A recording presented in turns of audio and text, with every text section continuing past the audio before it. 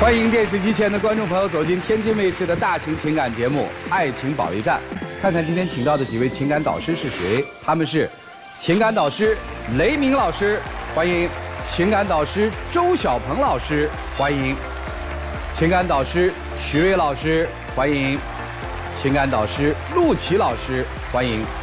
来了解一下这对情侣的基本情况，请看。他比我大17岁。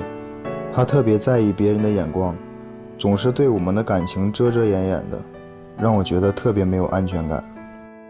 我只想简简单单的谈个纯粹的恋爱，他却总要弄得人尽皆知的。我真的觉得他这样的行为很幼稚。我希望他能更多的依靠我，把我当成一个男人，而不是一个男孩。我是真的想给他一个家。我比他大，而且还结过婚。我很担心他和我谈恋爱只是一时的冲动，我现在对于这段感情越来越迷茫。有请这对情侣，有请。王先生24岁，来自辽宁，厨师；李女士41岁，来自辽宁，个体。欢迎两位啊！怎么认识的呀？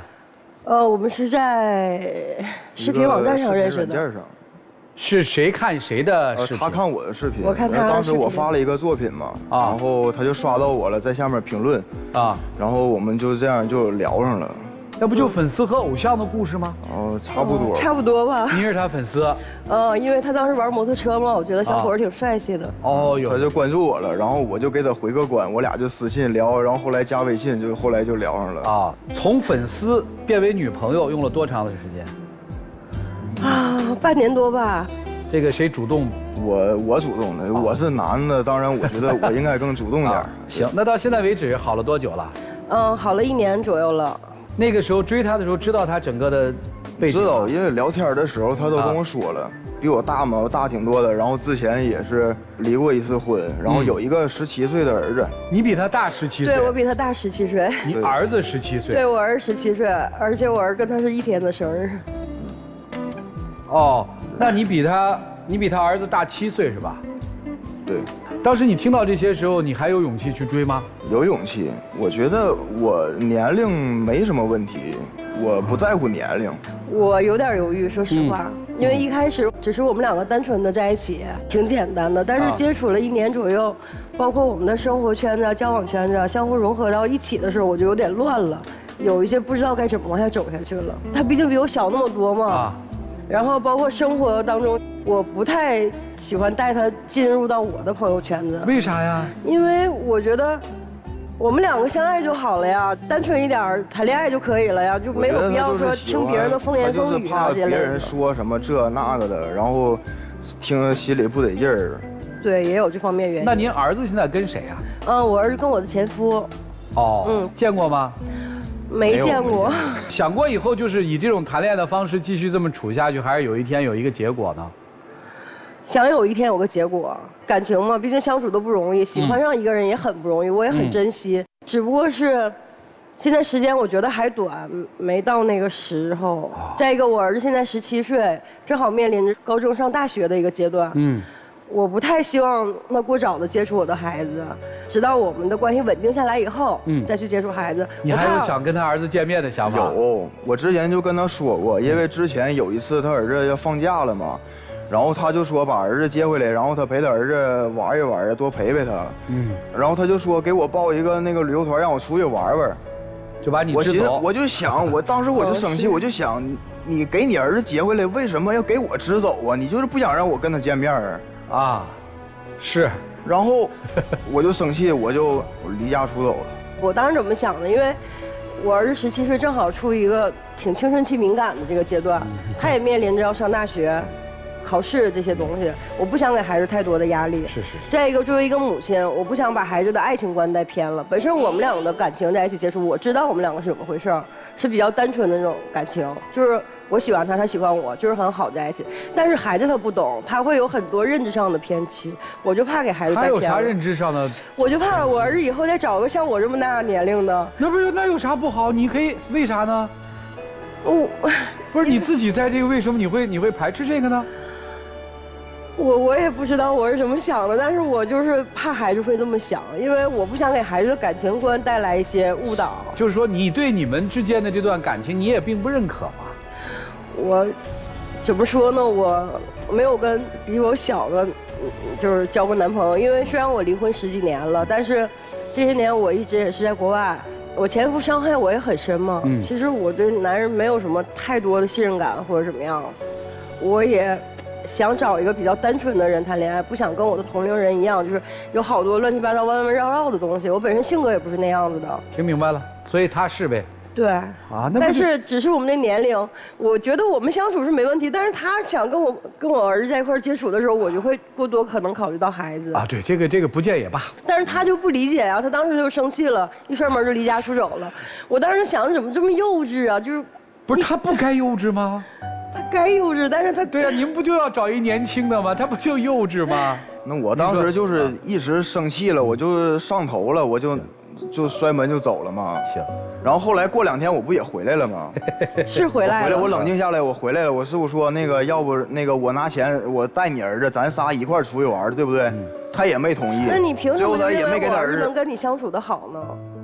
你觉得孩子为什么会认可你？我觉得我们俩没差几岁，怎么就不能相处的好呢？万一我俩合得来，再处成哥们了，是不是？啊，你俩处哥们儿，我们2个谈恋爱，那是那么回事吗？我领着2个孩子出去旅游去。不强求，有多大能力做多大事儿，你可能还没那么大能力呢。就让你跟一个陌生的17岁的男生相处都不好处，更何况还是这种关系，对吧？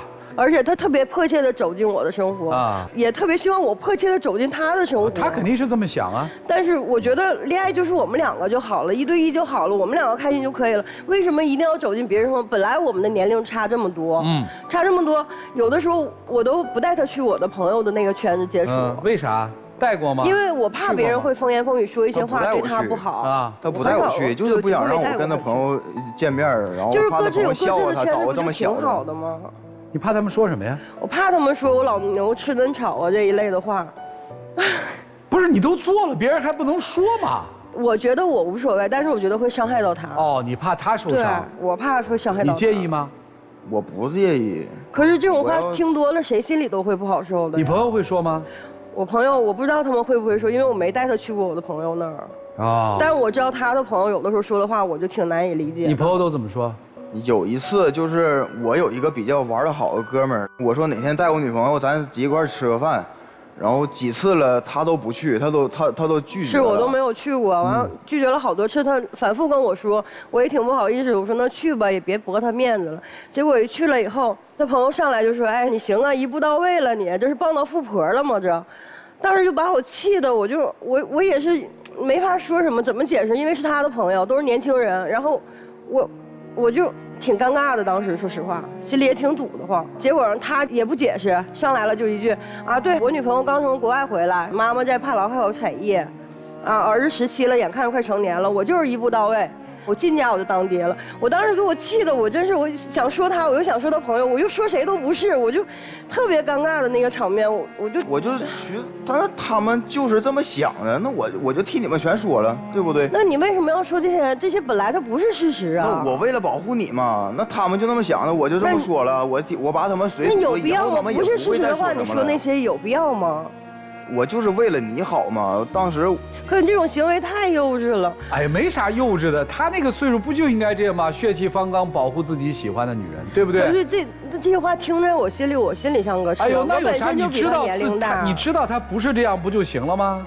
那我们2个过我们2个日子就好了，何必还要在外面一定要弄得人尽皆知的，然后让别人去评价我？别人的看法，特别在意别人的想法、眼光，就是这些。之前就是像我前女友联系我说一些话，他特别在意，特别放心上。不是你前女友联系你说什么呀？我们在一起，我前女友就知道了嘛，然后就联系我，就给我发信息，然后他就看着了。不是你前女友知道给你发什么信息？是他前女友，哎呀。因为他前女友给他发信息说，那个我离开你是我对不起你，然后你是不是因为我的事受刺激了呀？你才找个像妈似的女朋友啊，找个年龄这么大的呀？我对不起你，但是你别这么恶心我呀！就当时看完了，我挺生气的，我把他电话就给摔了。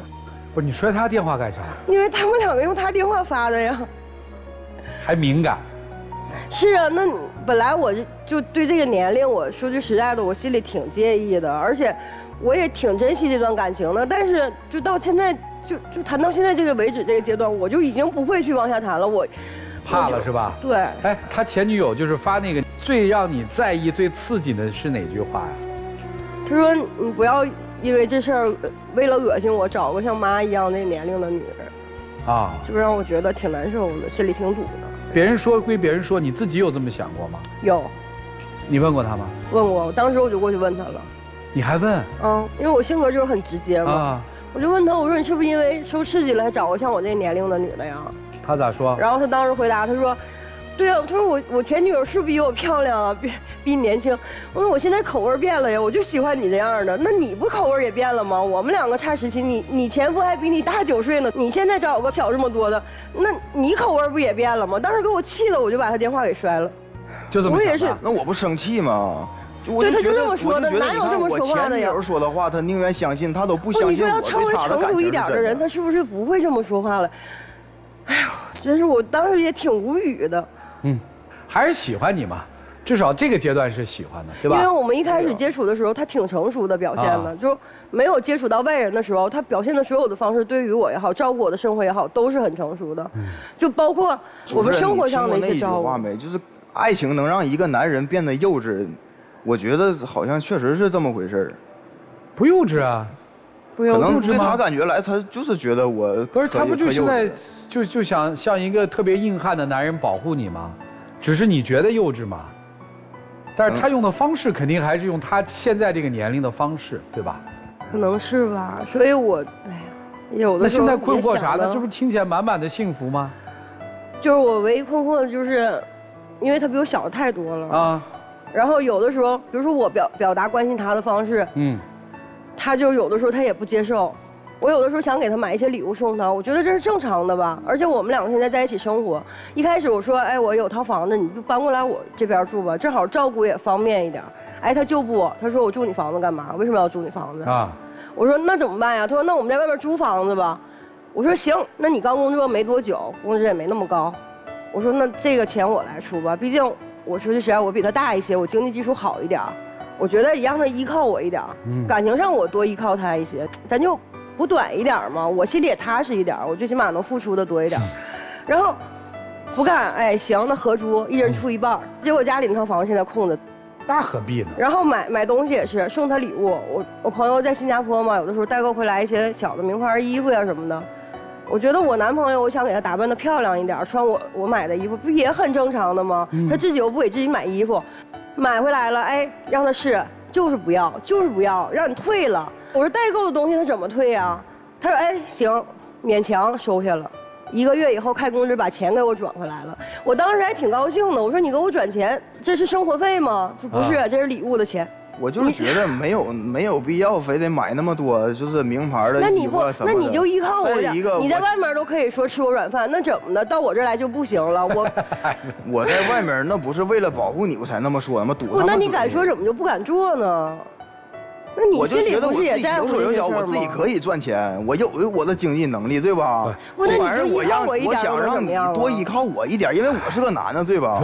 我想带你出去旅游玩一玩，给你买点小首饰什么的衣服，带你出去吃香喝辣的。我觉得这一个男人做的应该是没毛病。我这么想，这个没有什么对错啊，就是大家的这个。就我想表达对他关心的时候，他总是也在拒绝我。这个就特别像你觉得跟他是真爱，你觉得你们爱情没问题，但是你害怕你这段你认为的爱情被你儿子知道以后，你儿子再这么谈的时候，你觉得别扭。其实这个感受是一样的，就包括这臭小子也一样吗？你说他在不在乎？其实他挺在乎的。是。所有对金钱的放大的贪恋和放大的拒绝都是害怕。可是他这也不算是有他的心魔吗？对吧？不是，对呀，是一样的嘛。所以我说你们有啥困惑？你不是也说了吗？谈恋爱就好，你们谈着恋爱又没打算结婚。我有结婚打算。啊，你打算什么时候结婚？打算现在就跟他结婚，但他不同意啊。你求过婚吗？求过婚，之前求过。他之前吧，在帕劳的时候就特别喜欢潜水，我就知道他有这么个爱好，我就偷摸的给他买了套潜水服嘛。啊。然后就送给他当礼物，我就跟他求婚，然后他就没答应我，怕了是吧？嗯，我看你是想跑吧？但是又喜欢，我就觉得我不知道该怎么跟他相处，就是他总是在拒绝我的一些好意，包括我现在，因为我现在的工作不是特别忙，他总玩摩托车，因为他当时他刷短视频的时候，他也是因为他玩摩托车嘛，我就挺喜欢他，挺有朝气的这个劲儿，因为我平时也喜欢运动，但是在一起以后就比较在乎，我就去年嘛他就出车祸了，我就不太喜欢让他骑这个摩托车。你看以前不在一起的时候他玩，我觉得挺飒的，那男孩挺青春的，我挺喜欢。但他在一起了以后，我就会很在乎这个东西。那当然了。然后我就跟他说，我说我正好有个小吉普车，我说我也不开，你这么的，你上下班你用我的车吧，也方便点。他就不，他还骑他那个摩托车到处开始兜风。我就每次出门我就心里揪揪着，我就跟他说，我说你知道我担心吗？他说不啊，他说我就喜欢骑摩托车，你就，哎呀。对，我就是喜欢骑呀。他总是担心我出问题，就有的时候出门了，你什么时候出去的？然后那个到了，你也要告诉我一声，安全到了，就每次都这样。哎，你能放松点吗？你就把他当成一个男人看，你别管他，你把那年龄忘，你就当是个男人，你会怎么对待他？你就正常对待呗。我觉得你们自己放大了这个所谓的年龄差导致的这个问题，男生也是这样啊。你是在谈恋爱吗？是啊。你谈恋爱是为了一个女人的钱吧？我觉得我们就是纯粹的爱。不是我就觉得你贪他钱。思考一个问题，说得清吗？就是你跟我们这些外人说得清吗？是不是说不清？那么，我就把我看成是跟他的正常交往，在恋爱当中，他送我礼物，他觉得高兴了，我收了这个礼物，我也觉得高兴了。我在我的能力范畴之内去回礼，或者用其他的方式回馈他的情绪，你觉得谈恋爱这件事正常吗？正常。那你何必拒绝呢？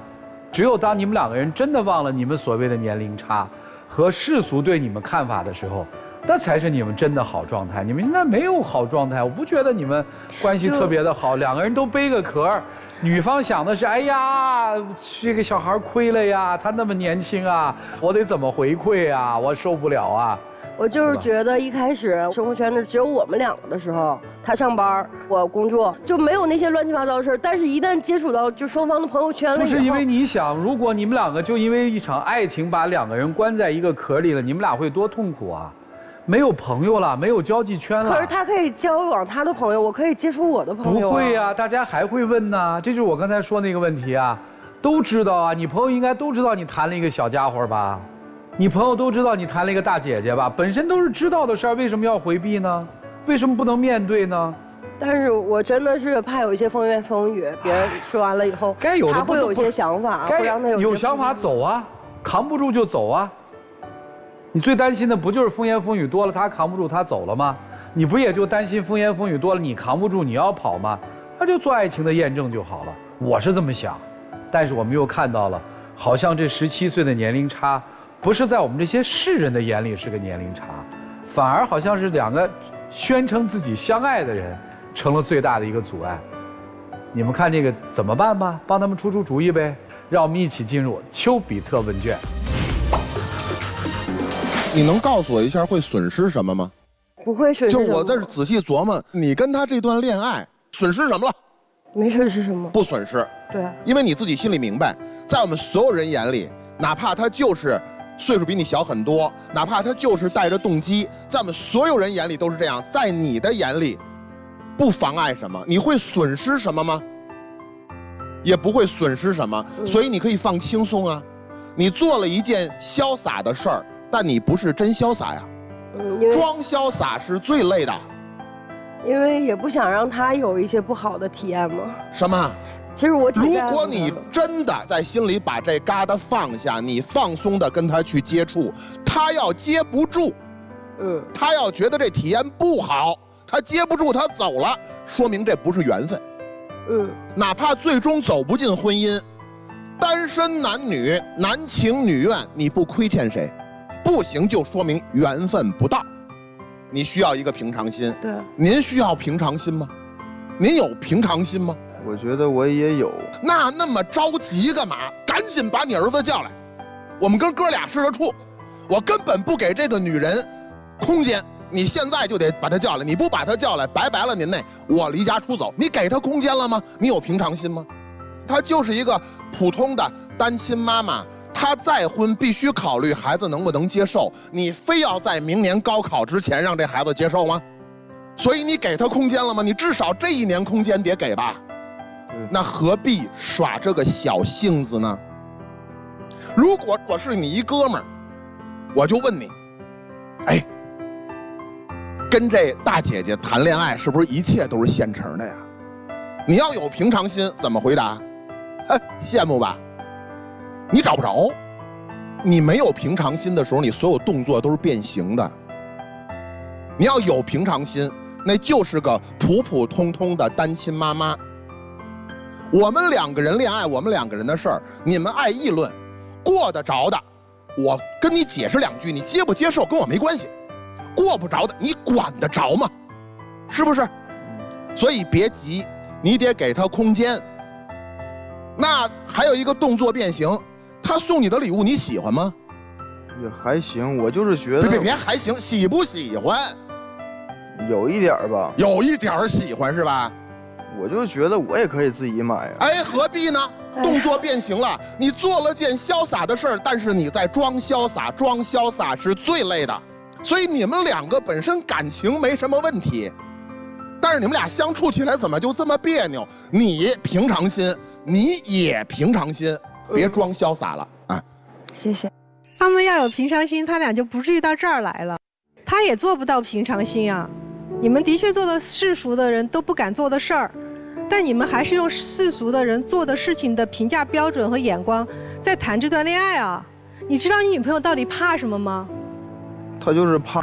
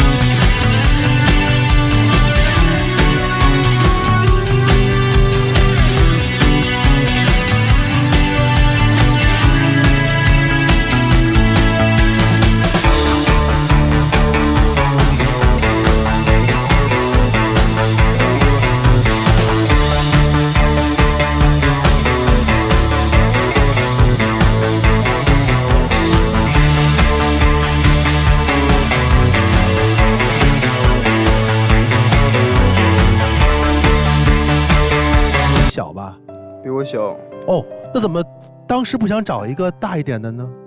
为什么分手啊？因为前女友喜欢上别人了。哦，他就反过来理解呢？你被伤害了，你不能说你不喜欢你女朋友了，对吗？如果是你不喜欢她了，分手了，我觉得这增加了你和现在的女朋友的一个胜率，但不是，你那会儿喜欢这样的，突然被伤害了之后又喜欢这样的了，口味多变，这就是不稳定。你为什么分开啊？上一段？因为我前夫就是比较花心吧。那你也是被伤害了。对。你觉得降不住比自己大几岁的那些人？我不太喜欢跟同龄人，就是我不太喜欢他们之间那些弯弯绕绕的那些爱情啊。你觉得面前的这男朋友比较简单，比较纯嘛？对，至少比较干净一些。但他如果也长大了呢？如果今后口味变了呢？那你怎么办？所以这也是我很担心的。你们互相真的够理解吗？真的合适吗？真的轻松吗？真正的爱就是轻轻松松的，对吧？就是舒服。你们现在爱有点沉。男生啊，你理解他吗？你不理解。在不理解的情况下，居然说我们结婚吧，我的个天呀！你又远了一些。怎么看出你不理解他呢？你觉得他不愿意见你的朋友是因为什么？怕什么来什么。你的朋友果然说出了那样的话，你又是怎么说的呢？你说的话他爱听吗？你说我开玩笑呢，你在用你们的语言在沟通，但不是他的语言。未来要真是要步入婚姻的话，走长远的话，你们得有共同语言。没有，你了解他吗？不了解。你买了一个礼物，他不太喜欢，你喜欢他的点会越来越少。原先觉得哇开车很酷，但是现在成了换一个角色就变了，对不对？不要去开，那是他的喜爱。好好考虑考虑，好不好？好。来，雷鸣老师说，是这样啊。刚才曲伟老师说了，后来他口味变了，将来他口味再变了怎么办？这个时候我问一下李女士，咱们事业有成，你怕他将来变心吗？说实话不怕。不怕吧？对。他现在爱你不就完了吗？你不怕他变心是吗？那你不爱他。不对，我们爱一个人怎么能不怕他变心呢？是这样啊，我们现在去爱，放松的去爱，因为我们的实力足够承受一段爱情产生颠簸，对吧？我再问一下，小伙子，你现在去爱，将来如果有变数，你耽误什么了？你怕他变心吗？所以他说你们将来要口味再变了怎样？什么叫真潇洒？我现在爱这个人，我敢于拉着他的手跟他往前走，这叫真潇洒。他们在偷换一个概念，就是你们享受现在就好了，不用想以后。你是可以，你说我可以不怕他不爱，你不疼啊？你不怕伤害啊？也会。你别被人家忽悠了，好不好？啊，成年人承受自己所做的一切决定的后果嘛。来，陆琪老师，就我有一些感慨啊。你看今天我们台上导师大家都那么乐意说，就可见你们这件事儿在社会上真的是大家都很乐意说啊。我很感慨，为什么呢？因为其实在我看来，你们两位都属于足够勇敢的人，足够另类的人，足够特别的人。但就算是这么足够另类、足够勇敢、足够特别的人，在遇到这样的事情上面，还是上着一把内心的枷锁。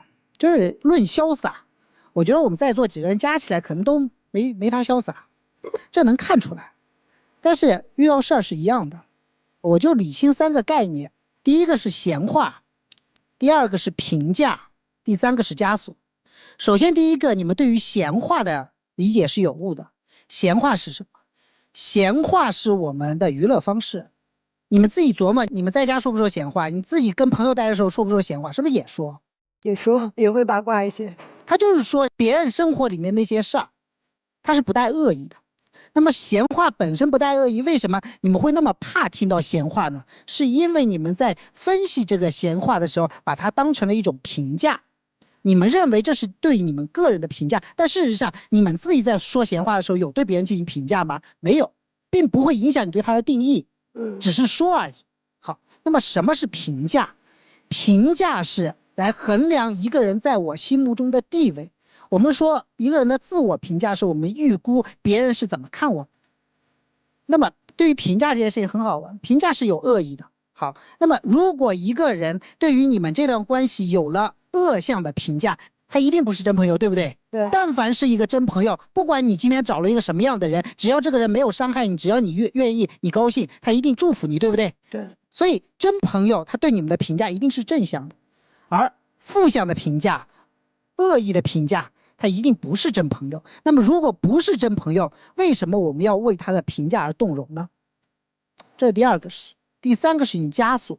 枷锁不来自于朋友的评价，枷锁也不来自闲话，枷锁是来自于和自己建立有亲密关系的那些人允许或者不允许我们做一些事儿。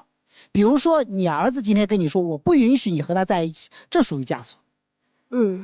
比如说今天你父母站出来说这个人不行，这属于枷锁。这个时候你们会发现其实你们还没有到去对抗枷锁的那一步。所以综上所述，其实你们只是在畏惧闲话、害怕评价当中开始内耗而已。你们这段情感没有任何的问题，只是在不断的内耗。我为什么说我很感慨？因为我在想，如果像你们这么勇敢和潇洒的人都遇到这样的问题，都会有这样的内耗，我们什么样的人才可以去勇于面对这样的事儿？所以今天我觉得我没有别的可说的，我就想为你们打打气。我觉得你们可以更加的勇敢一些，在这个时候我反倒是觉得是可以去碰一下枷锁，不用急，但是可以尝试着先问孩子的意愿，你告诉他有这么一个人，愿不愿意见一面啊？他比如说会玩什么，会玩什么，如果孩子觉得 OK 可以见一面的话，那就见上一面，去碰一下枷锁，去直面你身边的一些真朋友和假朋友，然后把那些闲话都当个笑话听。就这样，谢谢。陆琪老师总结得很好，什么闲话呀，什么枷锁呀，现在不是还没到枷锁呢吗？没到呢，因为我父亲去世比较早，我母亲在国外嘛，他妈妈也在国外所以我父母这块儿都几乎没有没什么枷锁啊。我一直有一个观点，姐弟恋的成败不在弟，一定在姐，就是你的内心有多大，你的世界能装下什么，那他就能装下什么。当你的世界变得很小的时候，有些真的很美的东西它是装不下的。时间留给你们，一起进入真情60秒。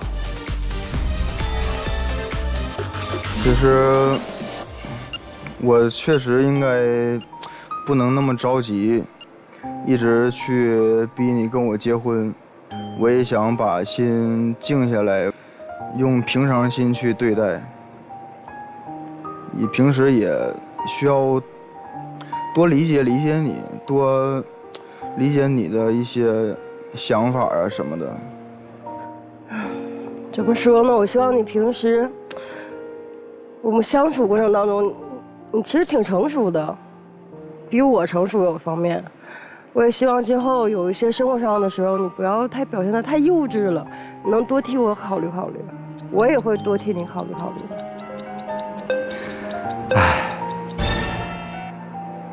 谢谢两位，请回，请回，谢谢主持人，谢谢你们，谢谢。电视机前的观众朋友，欢迎登录优酷视频观看节目的完整内容。雷老师，你预测一下会出来吗？一定都会出来，如果不出来，怪曲伟。好，我再次强调，我不是反对姐弟恋，但他们俩真的我是觉得有怀疑。你怀疑什么呢？就是因为他们都是在受到了伤害，然后马上都180度去转向。你是觉得他们有可能是因为彼此疗伤？有这种可能性，就不敢再去找那样的了，然后找一相反的试试。但是我当然祝福他们好了，我觉得他们俩也会出来啊，但一定要面对问题啊。来，看他们自己的选择，请开门。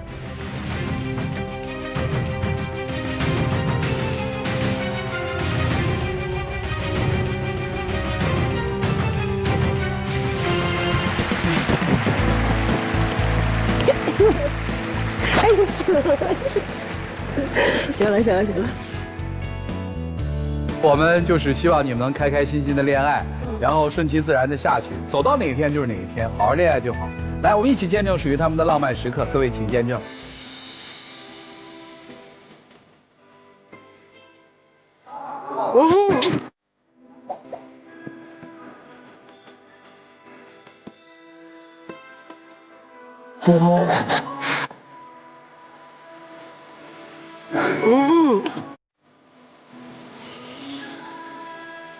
干嘛要哭啊，小子？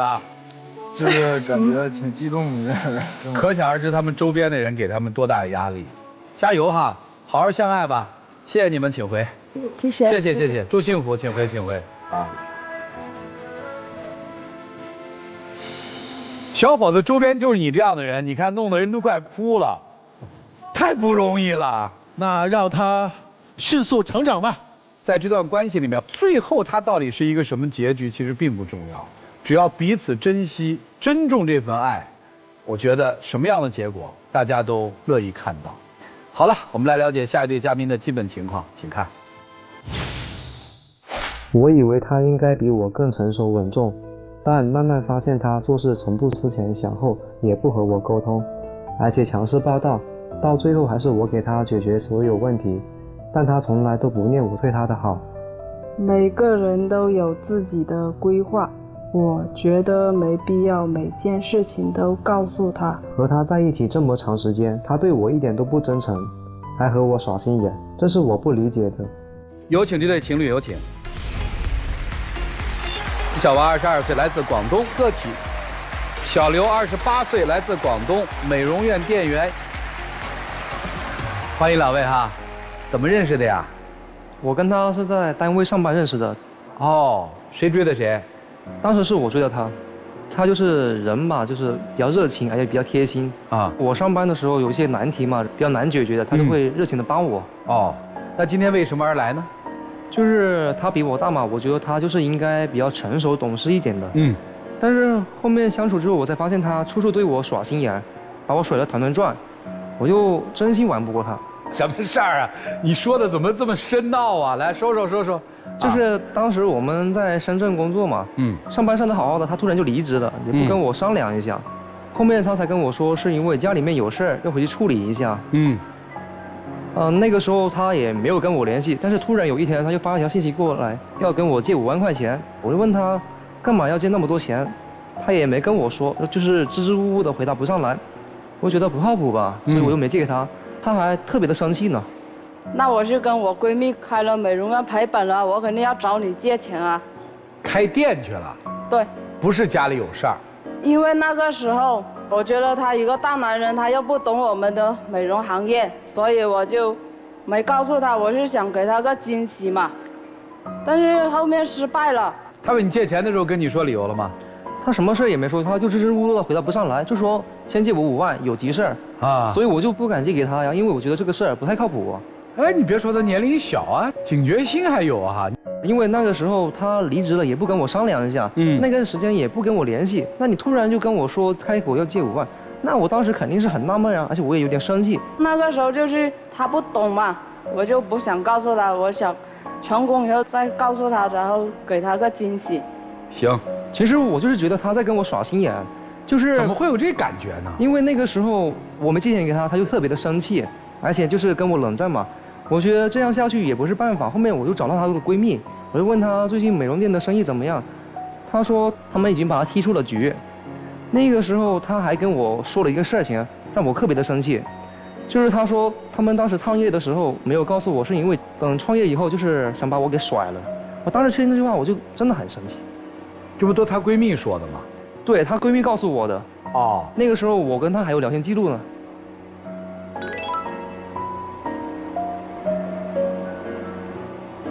其实她说的很清楚，就是这个意思。哦，明白，对。那这个闺蜜有搬弄口舌之嫌。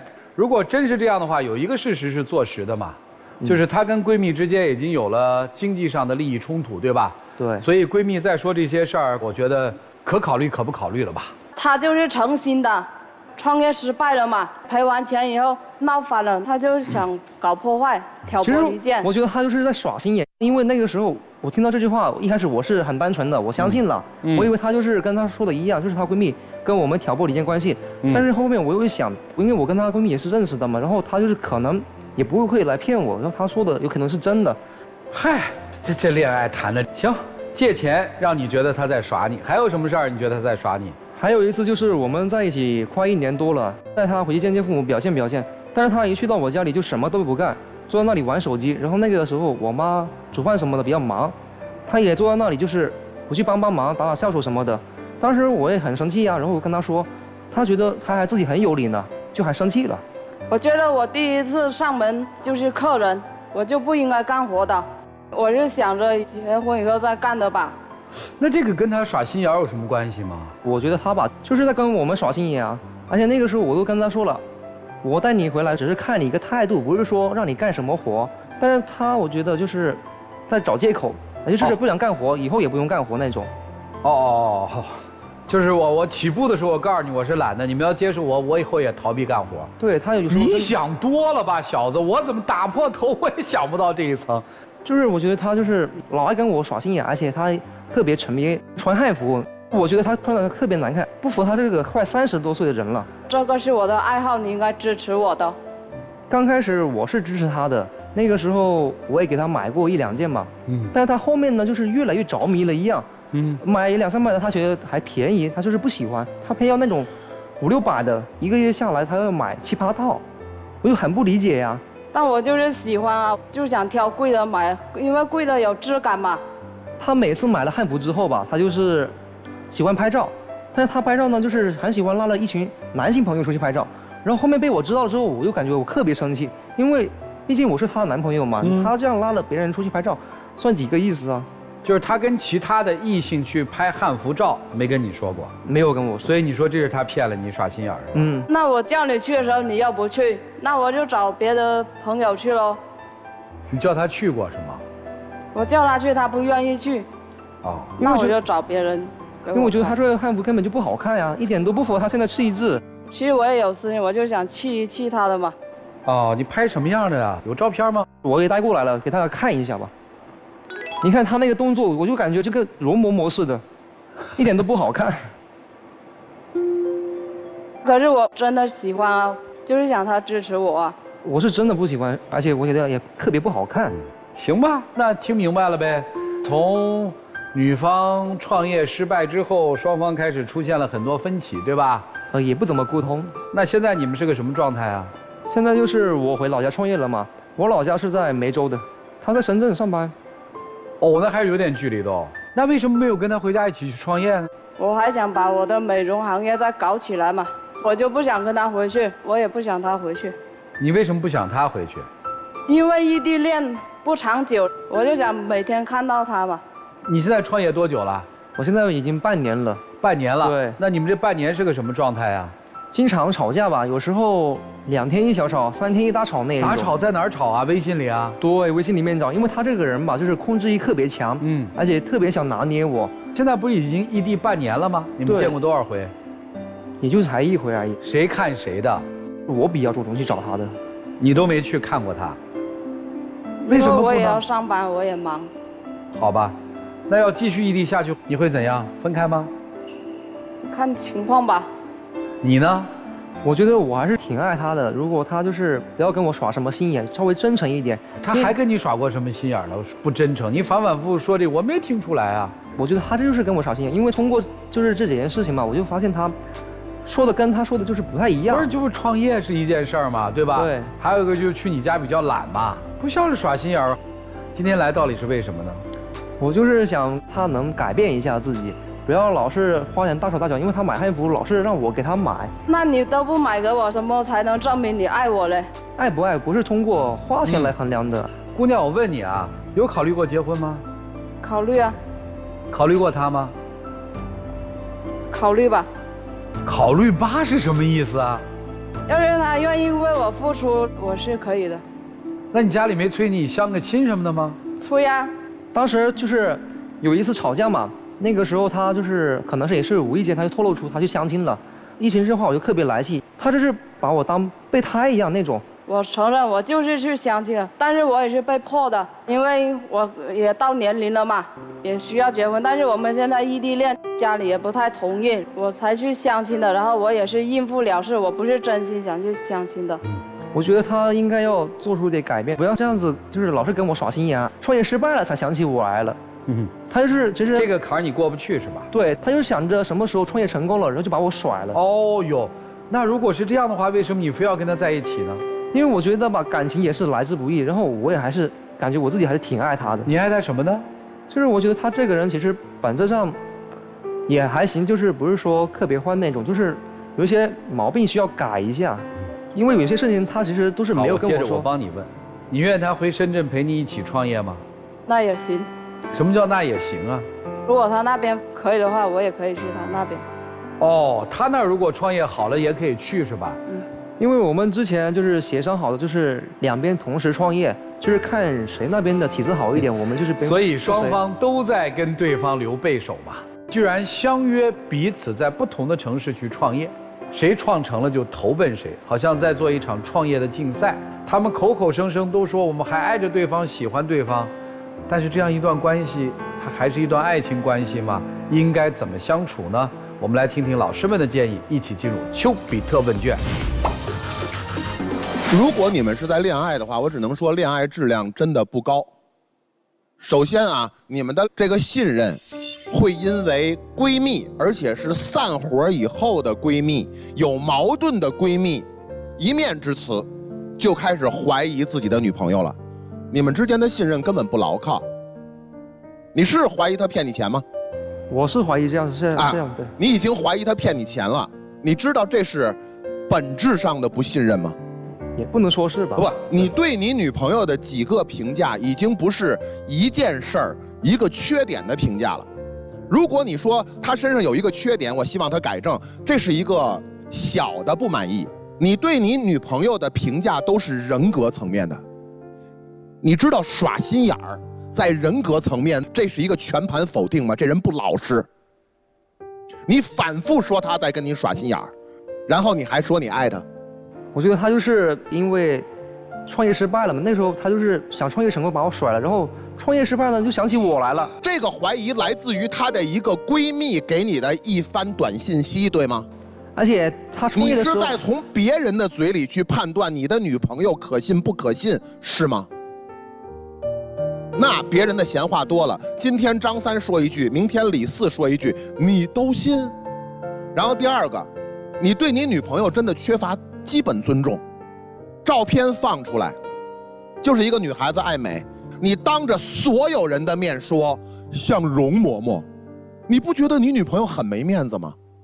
她的男朋友声称爱她的人跟我们说，自己的女朋友拍的精心的照片，打扮以后的照片像容嬷嬷一样，你又从容貌层面根本否定了你的女朋友，你从人格层面不信她，你从容貌层面否定她。私下也就罢了，当着我们，你觉得你这个恋爱谈得好吗？可能你付出的很多。刚才我听到一个细节，一个月挣5、6千的情况下，一个月要给女朋友买6、7套汉服。我问一下，是你男朋友掏还是你们两个分担？他掏。这就是你身上我特别没法认同的一点。你的原话是：他不给我花钱，怎么证明他爱我？然后你还真在恋爱阶段就花他的钱。这就是你觉得他爱你是吗？你们两个的恋爱质量真的不高。那就分了吧。大家三观都不合，你坚定的认为谈恋爱就得男朋友花钱，但我们有时候也会相互的呀，因为有时候我也会给他花钱。但是刚才你所说的是，我就是要找他借这个钱，他帮我赌这个债，他就是得为我花钱。如果他不为我花钱，说明他不爱我。你认为这种观点是对的，可你男朋友认为，我觉得女朋友跟我在一起，她不能找我要那么多钱。然后我觉得我的女朋友跟我在一起，不能向我借钱。同样，我觉得我的女朋友她如果创业做任何事情，必须要跟我说明，且经过我允许。你们两个完全观念不合嘛，干嘛口口声声说爱呢？而且男生，我觉得刚刚就雷老师说那一点，真的，如果一个人在别人面前总说自己爱的那个人各种不好的话，那就是不爱。你不要说因为你们在一起，你天天说他这儿不好那儿不好，你天天说你看我还是跟他在一起，我结了婚，我还跟他谈上恋爱，我还为他花钱，但心里就是不爱。你越做越为他花钱，你心里觉得自己越委屈，你已经不认可他了，你觉得他就是在图你的钱，那就分开吧，真的都已经异地了。然后我想跟女生说，谈恋爱的时候彼此花钱，我觉得没问题。但是如果你是在谈恋爱期间找别人借大笔的钱，真的这个行为就会让别人怀疑你动机不纯。你觉得你还从他那儿能借到钱吗？要他相信我，我应该会的。你怎么让他相信你呢？你还相亲去了呢？我相亲是被迫的呀，因为我还爱他，我还放不下。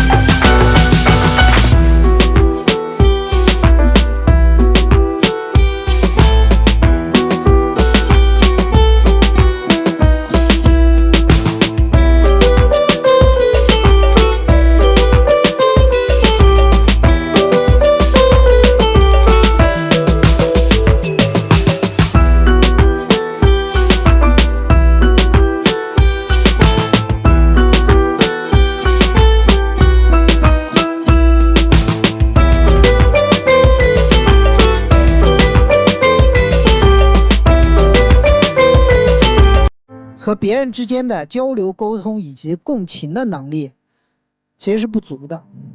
我觉得这是一个要严重调整的一个事情，没有人可以是一个孤岛的。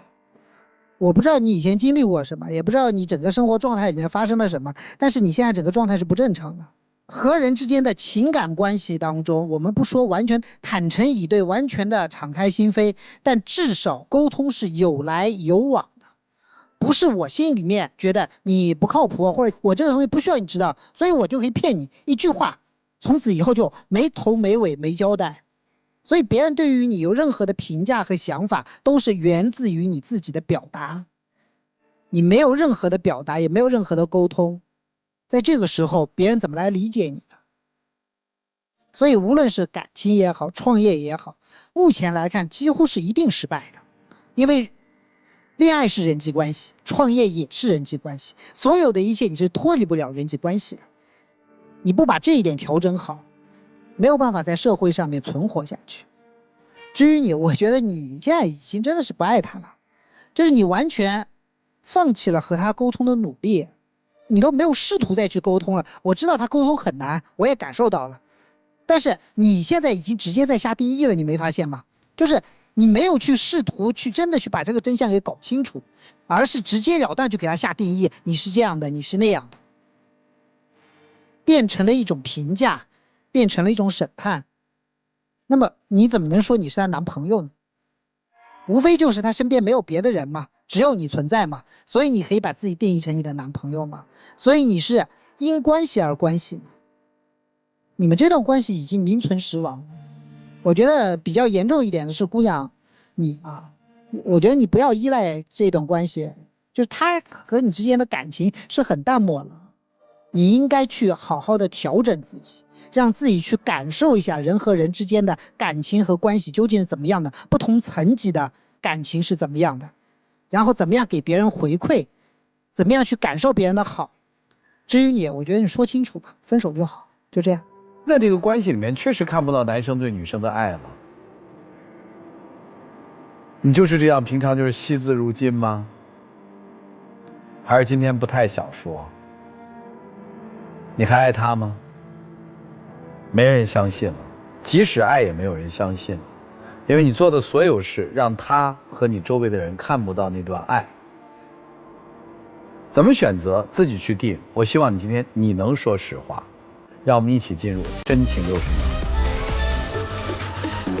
其实刚开始我认识他的时候，我觉得他人是挺好的，但是后面吧，可能就是相处的时间长了，然后也不怎么沟通了。我发现就是沟通方面缺少了很多东西，然后他有些东西他也不跟我说一下，也是缺少真情吧。有时候可能我也是没有真的去沟通吧。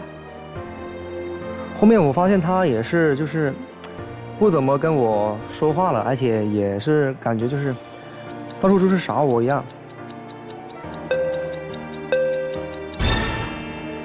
唉，就这1分钟的交流，2个人都没找到跟谁说话，连交流对象都没找到。你不是应该跟他说吗？你干嘛跟我们说呀？唉，不爱了就走吧，别那么勉为其难。谢谢2位，请回吧。电视机前的观众朋友，我们栏目组的唯一官方报名热线是0223606301，有情感困惑的观众可以来电报名，不收取任何的费用，小心被骗。接下来就预测一下结果吧。我觉得男生应该是不会出来了。我会觉得男生要出来，女生不出来，双不出。我觉得有可能双出。来，我们看看他们自己的选择是怎样的，请开门。